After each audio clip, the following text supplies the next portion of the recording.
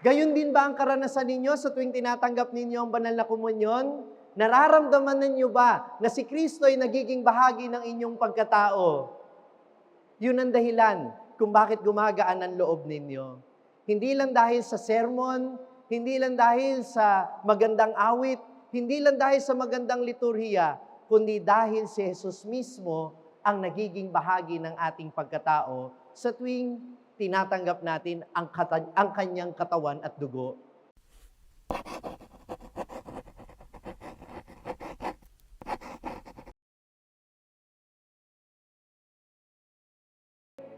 Ang mabuting balita ng Panginoon ayon kay San Lucas.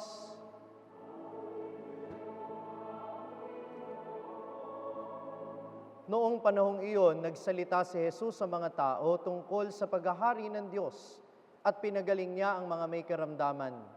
Nang dumidilim na'y nilapitan siya ng 12, sinabi sa kanya, "Paalisin na po ninyo ang mga tao nang makaparoon sila sa mga nayon sa kabukiran sa paligid upang humanap ng makakain at matutuluyan. Nasa isang ilang na lugar po tayo." Ngunit sinabi niya, "Kayo ang magbigay sa kanila ng makakain." Sumagot sila, "Wala po tayo kundi 5 tinapay at 2 isda. Kaya kailangan bumili kami ng pagkain para sa mga taong ito." May 5,000 lalaki ang naroon. Ngunit sinabi niya sa kaniyang mga alagad, "Paupuin ninyo sila ng pulu-pulutong na tigli 50." Gayon nga ang ginawa nila, pinaupo ang lahat. Kinuha ni Jesus ang 5 tinapay at 2 isda, tumingala sa langit at nagpasalamat sa Diyos. Pinaghati-hati niya ang mga ito at ibinigay sa kaniyang mga alagad upang ipamahagi sa mga tao. Nakakain ng lahat at nabusog. Tinipon ng mga alagad ang lumabis at nakapuno sila ng 12 bakol. Ang mabuting balita ng Panginoon.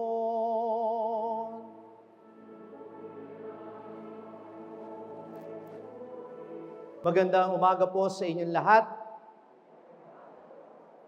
Para po sa mga naninibago at bago ako sa inyong paningin, ako po si Father Franz Dizon, tubong Ubando, Bulacan, pero nakatira na po ngayon sa Baliwag. 7 taon na ho akong pari dito sa Diocese of Malolos at ako po ay galing sa makasaysayang simbahan ng Barasuin. Subalit ngayon po ay hinirang ng ating mahal na obispo na maging parochial vicar ng St. Martin of Tours Parish dito sa Bukawi. Okay lang ba sa inyo? At sa mga matagal na hong nakakakita sa akin sa social media, pasensya na ho kayo. Alam kong disappointed yung iba sa inyo. Ang sabi nung iba siguro, ang liit lang pala niya sa personal. Mga kapatid, kapag ganitong naglilipatan ng mga pari, ang tanong ng marami, bakit nga ba kailangang ilipat pa ng destino ang mga pari? Bakit hindi na lang sila magstay sa parokya? Lalo na kung napamahal na tayo dun sa paring iyon, kung gustong-gusto natin siya, sana matagal yung pagsistay ng pari sa isang parokya o sana forever na lang tayong magkakasama.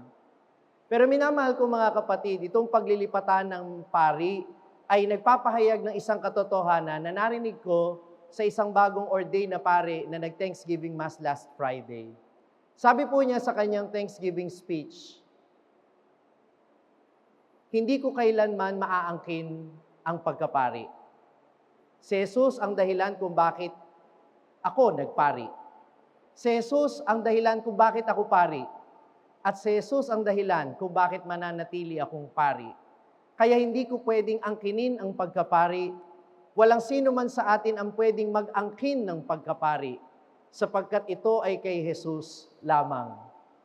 Kaya si Jesus ang tinutukoy sa ating salmong tugunan ngayon na ang sinasabi, "Ika'y paring walang hanggan katulad ni Melkisedek." Pakiulit nga po nating lahat. Hindi ako yon. Hindi si Father Dibs yun. Hindi kahit na sinong pari yun. Ang paring walang hanggan ay si Jesus.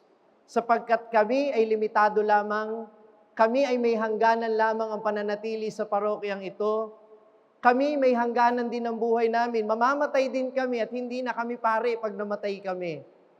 Si Jesus lamang ang mananatiling pari, mapalitan man ang pari sa parokyang ito. Kaya nga yung Eucharistiyang ipinagdiriwang ng kahit na sinong tumatayo sa altar na iyon ay pareho. Sapagkat ang pag-ibig ng Diyos ay nagbabago, kahit ang mga lingkod pari ay nababago. Ang pag-ibig ni Jesus ay nananatili, kahit ang mga pari ay dumarating at umaalis. Kaya ang pananampalataya natin ay nakasalig, hindi sa paring lingkod, kundi sa walang hanggang pari na si Jesus, na patuloy na nag-aalay ng kanyang katawan at dugo, patuloy na ibinibigay sa atin ang bunga ng kanyang sakripisyo sa krus sa tuwing ipinagdiriwang natin ang banal na misa. Kaya sana, kahit sino yung paring nagmimisa, ma-appreciate natin, hindi man yung pagkatao ng pari, yung pagka-Diyos ni Jesus na ating nararanasan, yung kanyang pagmamahal na hindi nagbabago magpakailanman. Amen po ba yun? Sabi po ng isang kaibigan ko na minsang umattend sa mga ibang Christian churches. Ang ganda daw kasi ng mga worship doon, yung mga kanta, yung mga dasal, nakakaiyak, nakakaantig ng damdamin. Yung preaching ng pastor, maganda rin. At kapag ka inaantok ka na, hindi ka makakatulog kasi sumasayaw sila, tumatalon sila. Pero sabi niya, Father, gusto ko na ulit magsimba sa Katoliko. Tanong ko sa kanya, bakit? Kasi Father, na-realize ko doon, para ma-experience ko si Jesus, kailangan ko pa siyang i-imagine. Kailangan ko pa siyang damdamin. Pero sa misa, Father, hindi ko lang ini-imagine si Jesus. Nakikita ko siya, nahahawakan ko siya, at nagiging bahagi siya ng aking pagkatao sapagkat tinatanggap ko siya sa banal na komunyon. Palakpakan niya po natin ang Panginoon. Gayon din ba ang karanasan ninyo sa tuwing tinatanggap ninyo ang banal na komunyon? Nararamdaman ninyo ba na si Kristo ay nagiging bahagi ng inyong pagkatao? Yun ang dahilan kung bakit gumagaan ang loob ninyo.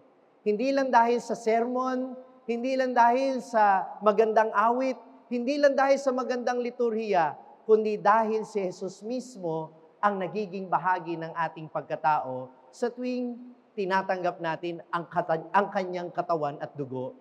Kaya may pakiusap po ako sa inyo, sana sa pagtanggap natin sa kanya, paghandaan natin ng mabuti. Magbihis tayo ng maayos. Maligo man lang po tayo. Ano? Kasi si Lord, mauunawaan kayo pero yung katabi ninyo, baka hindi kayo maintindihan. Ano? Paghandaan natin ito hindi lang physically, paghandaan natin ito spiritually, sa pamamagitan ng pagkukumpisal, lalo na kapag alam ninyong may nagawa kayong kasalanan. Amen ba yon?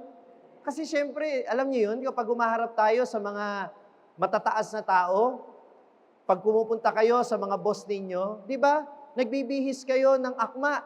Pag pumupunta kayo sa mga kasalan, pag mga okasyon, pinaghahandaan ninyo. Tama?